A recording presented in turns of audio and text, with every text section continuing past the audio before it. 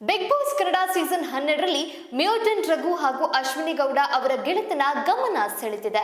ಅಂತಿಮ ವಾರದಲ್ಲಿ ರಘು ಪುತ್ರ ರೋನಿತ್ ಮನೆಗೆ ಬಂದಾಗ ಅಶ್ವಿನಿ ಗೌಡ ಹಾಸ್ಯಭರಿತವಾಗಿ ನಿಮ್ಮ ಅಪ್ಪ ಒಬ್ಬರೇ ಹೊರಗೆ ಬರೋದಿಲ್ಲ, ಇನ್ನೊಬ್ರು ಜೊತೆ ಇರ್ತಾರೆ ಎಂದಿದ್ರು. ಈ ಮಾತಿಗೆ ಹಲವು ಅರ್ಥ ಕಲ್ಪಿಸಲಾಗ್ತಿದೆ.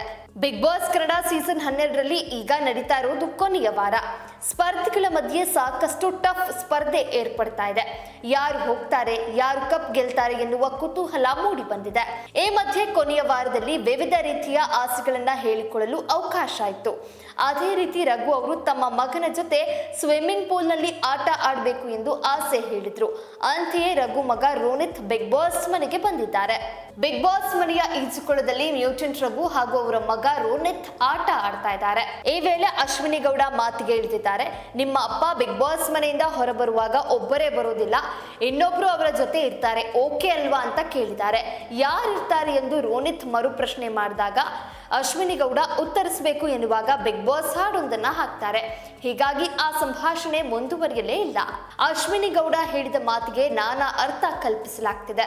ಅವರ ಜೊತೆ ನಾನು ಬರ್ತೀನಿ ಎಂಬ ಅರ್ಥದಲ್ಲಿ ಅವರು ಹಾಸ್ಯ ಮಾಡಿರ್ಬೋದು ಎಂದು ಕೆಲವರು ಹೇಳ್ತಿದ್ದಾರೆ. ರಘು ಅವರಿಗೆ ಈಗಾಗಲೇ ಮದುವೆ ಆಗಿ ಸುಖವಾಗಿ ಸಂಸಾರ ನಡೆಸ್ತಿದ್ದಾರೆ. ಅವರದ್ದು ಶುದ್ಧ ಮನಸ್ಸು.